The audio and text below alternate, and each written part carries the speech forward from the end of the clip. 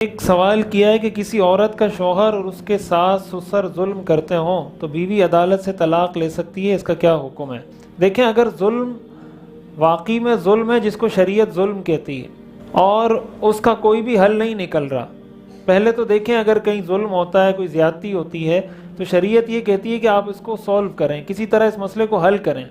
ہر مسئلے کا حل عدالت نہیں ہوتی، عدالت آپ کو سارے مسائل حل کر کے نہیں دے سکتی، بعض چیزیں ضابطے سے نہیں رابطے سے چلتی ہیں۔ آپ اگر ضابطہ وہاں لاگو کریں گے، قانون چلائیں گے، وہ مسئلہ نہیں حل ہوگا۔ ہاں، آپ اگر رابطہ قائم کریں گے اور کچھ لے دے کے آپ کمپرومائز کر لیں گے تو مسئلہ حل ہو جائے گا۔ قرآن کریم نے اس بات کو ذکر کیا ہے کہ اگر کبھی میاں بیوی کے درمیان آپس میں اختلاف ہو جائے تو اس کا قرآن کریم نے پورا ایک پروسیجر ذکر کیا، الرجال قوامون علی النساء بما فضل اللہ بعضهم علی بعض وبما انفقوا من اموالهم فالصالحات قانتات حافظات للغیب بما حفظ اللہ۔ اب سب سے پہلے فالصالحات، ایک تو بیوی کو کیسا ہونا چاہیے قرآن نے اس کو ذکر کیا، اور اس کے بعد قرآن نے یہ کہا واللاتی تخافون نشوزہن،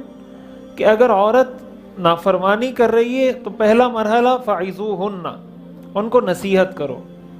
نصیحت کر کے سمجھاؤ۔ وہ نصیحت ہو سکتا ہے 5 مہینے تک آپ کریں، ہو سکتا ہے 1 سال تک کریں، ہو سکتا ہے 2 سال تک کریں، نصیحت کرتے رہیں،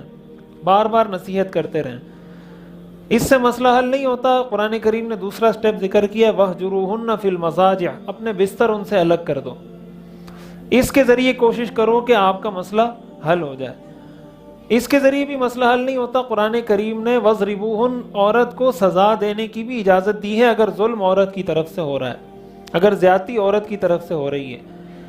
اگر اس سے بھی مسئلہ، اس کی بھی شرائط ہے، ایسا نہیں ہے کہ جنگلیوں کی طرح یا وحشیوں کی طرح مارنا شروع کر دیں، اس کی شریعت نے پوری شرائط ذکر کی ہیں کہ ایسی اگر کسی نے مثلا کوئی تھپڑ مار دیا ایسا جس سے اس کے چہرے پر یا جسم پر نشان بھی نہ پڑے، ایسی سخت سزا دے دینا، یا ایسی وحشیانہ لڑائی یا ایسی وحشیانہ مار پیٹ، اس کا اسلام میں بالکل تصور ہی نہیں ہے، جائز ہی نہیں ہے، حرام ہے۔ اور اگر اس سے بھی مسئلہ حل نہیں ہوتا، قرآن کہتا ہے پھر آپ اپنے خاندان کے 2 بڑوں کو بٹھائیں، ایک لڑکی والے کی طرف سے بیٹھے، ایک لڑکے والے کی طرف سے بیٹھے، اور دونوں اچھی نیت کر کے بیٹھیں کہ ہم نے ان کا مسئلہ حل کرنا ہے، تو اس طریقے سے مسئلہ حل کریں۔ یہ سارے کام کرنے کے بعد بھی اگر مسئلہ حل نہیں ہوتا اور زیادتی شوہر کی طرف سے ہو رہی ہے اور عورت نے ہر طرح سے کوشش کر لی، جرگہ بھی کر لیا، بڑوں کو بھی بٹھا لیا، اور کوئی مسئلہ حل نہیں ہو رہا، اور وہ ظلم ایسا،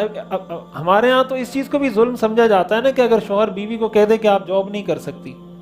ہمارے لوگ اس کو بھی ظلم سمجھتے ہیں کہ بھائی میرے پاس ڈگری ہے، میرا شوہر مجھے جاب نہیں کرنے دے رہا، یہ شوہر کا حق ہے، یہ اس کا رائٹ ہے، یہ ظلم نہیں ہے۔ اب اس کو عورت ظلم سمجھ رہی ہے، شریعت تو اس کو ظلم نہیں سمجھتی۔ کوئی شوہر اپنی بیوی کو کہے کہ آپ بغیر پردے کے گھر سے باہر نہیں نکلیں گی، اور عورت کہتی ہے کہ نہیں، میں نے تو پردے کے بغیر نکلنا ہے، تو یہ عورت پر ظلم نہیں ہے، یہ شوہر کا رائٹ ہے۔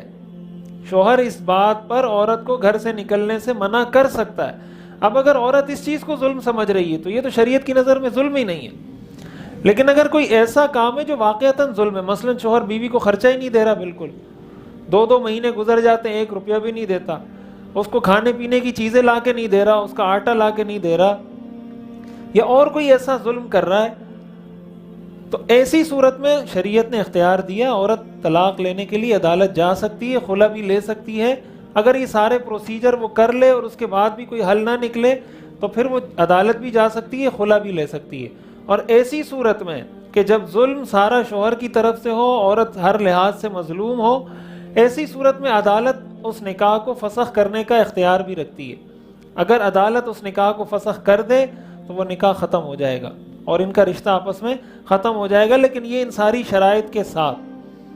اگر ویسے ہی عدالت میں وہ چلی جاتی ہے حالانکہ مظلوم نہیں ہے، اور عدالت حکم دے دیتی ہے کہ ہم نے ان کو خلا دے دی یا ہم نے ان کے نکاح کو فسخ کر دیا، اس طرح عدالت کے فیصلے سے بھی نکاح فسخ نہیں ہوتا، خلا بھی نہیں ہوتی، اس لیے کہ یہ شوہر کا حق ہے، اور شوہر ظالم نہیں ہے تو عدالت کو حق بھی نہیں ہے۔